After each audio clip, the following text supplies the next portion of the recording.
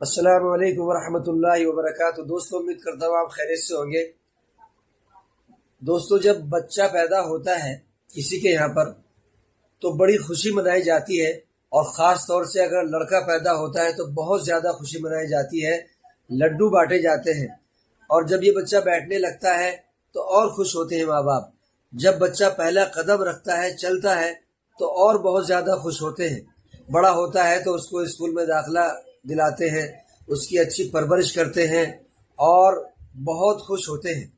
لیکن یہی بچہ جب بڑا ہو جاتا ہے اور اس کی شادی ہو جاتی ہے تو یہ اس طریقے سے اپنے ماں باپ کی دیکھ بھال نہیں کرتا، خدمت نہیں کرتا جس طریقے سے ان ماں باپ نے بچپن میں اس کی دیکھ بھال کی تھی، اس کی خدمت، اس کی پرورش کی تھی۔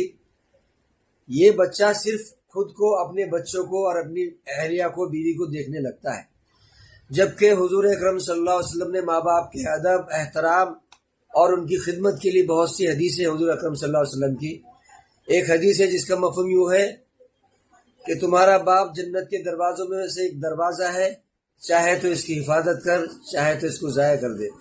دوستو، جب باپ جنت کا دروازہ ہے تو ہمیں باپ کی کتنی دیکھ بھال کرنی چاہیے، کتنی اس کی کیئر کرنی چاہیے، کتنی خدمت کرنی چاہیے۔ دوستو، آج مجھے منور رانا صاحب کا